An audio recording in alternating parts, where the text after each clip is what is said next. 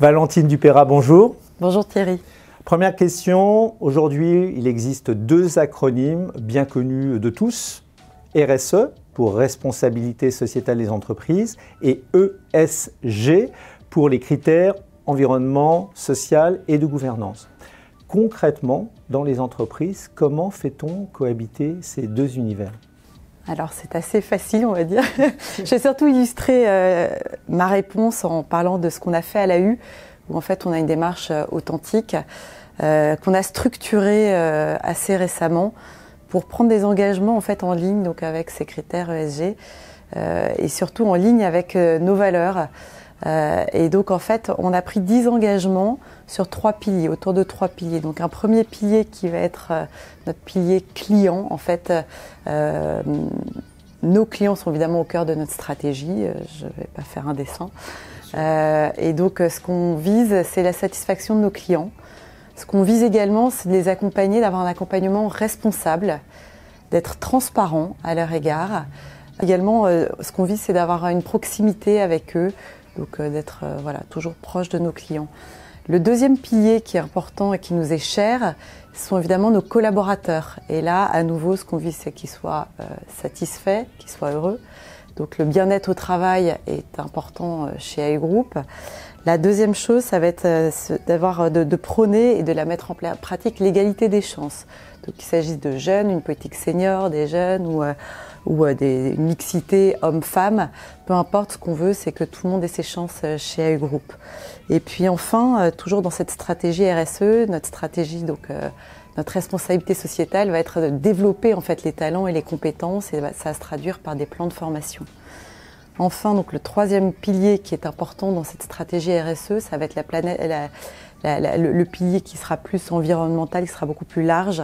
Donc ça va être, on l'a appelé planète et solidarité, dans lequel en fait on a pris des engagements et on a mis en place chez AI Group des chartes de mobilité responsable, des chartes de numérique aussi responsable, d'achat responsable. C'est-à-dire qu'on n'est pas une entreprise avec une empreinte carbone forte. On n'est pas dans l'industrie, on est dans les services. Néanmoins, on a quand même un rôle et un impact non négligeable. Le deuxième engagement autour des planètes, ça va être de soutenir certaines associations, en organisant par exemple des courses solidaires ou en soutenant différentes associations, on pourra y revenir. Et puis enfin, on a un rôle en fait de sensibilisation aux enjeux climatiques et donc on mène plusieurs actions dans ce sens. Alors, autre question, les rapports de durabilité sont dorénavant des éléments d'évaluation, d'appréciation des entreprises qui les émettent, notamment par les acteurs du financement. Mais tant pour les bâtir que pour les exploiter, existe-t-il une méthodologie et une grille d'évaluation partagée et commune à toutes les parties prenantes ? Alors c'est un sujet qui est au cœur de l'actualité en fait, non seulement la durabilité, mais également la manière en fait d'évaluer la performance extra-financière d'une entreprise.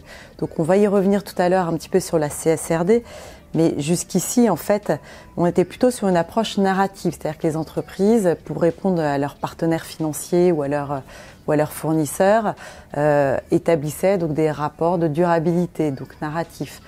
La volonté, elle est que cette matière, elle soit beaucoup plus normée. Donc j'imagine que pour une entreprise comme la vôtre, spécialiste de la data, c'est clé pour vous. C'est une belle opportunité de capter de l'information extra-financière qui va permettre en fait de comparer les entreprises les unes aux autres dans un même secteur d'activité, mais surtout en fait de déplacer un petit peu l'évaluation de la performance d'une entreprise, puisque jusqu'ici on a beaucoup évalué une entreprise sur sa performance financière et maintenant ce qu'on cherche c'est évaluer aussi la performance extra-financière avec une matière plus normée évidemment, c'est plus facile. Enfin, dernière question, en quoi le projet dit Omnibus, qui est actuellement entre les mains du Conseil et du Parlement européen, impactera-t-il CSRD et CS3D, deux autres acronymes avec lesquels nous devons dorénavant avancer. C'est vrai, beaucoup d'acronymes. Alors, à nouveau, vaste sujet, puisque, voilà, vous l'avez vu, il y a beaucoup de vents contraires, en fait, sur ces sujets, donc, sur ces directives européennes. L'objectif, il est d'apporter à nouveau beaucoup de transparence et de normaliser, donc, cette matière, si on peut dire, extra-financière. Néanmoins, ce qui est reproché à cette directive, c'est que c'est la charge administrative que représente donc, le rapport extra-financier. Il y a des personnes comme Emmanuel Faber qui disent que la transparence et la compétitivité ne s'opposent pas, en fait, et je partage cet avis. Néanmoins, l'objectif d'Omnibus était de simplifier ces contraintes réglementaires.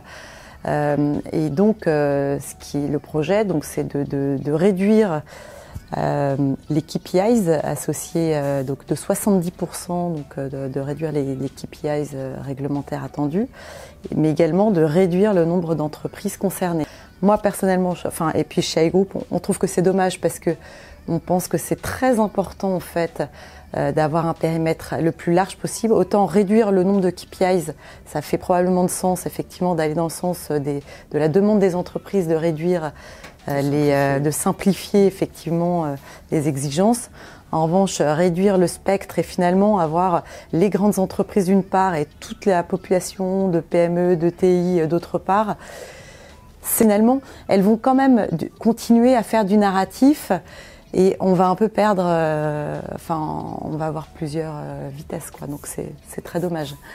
Mais c'est vrai que nous, chez AI Group, on est persuadés que les partenaires financiers ont besoin et la communauté financière dans son ensemble est tout à fait en mesure d'accompagner mieux une entreprise qui aura un modèle durable, résilient, et en se décorrélant un peu et ça c'est tout le challenge qu'on essaye de mettre en œuvre, mais en se décorrélant peut-être un peu de la lecture purement financière, en fait, d'accompagner une entreprise qui est engagée, c'est important en fait, et puis on est là pour les accompagner. Merci Valentine Dupeyrat pour Thierry. cet échange.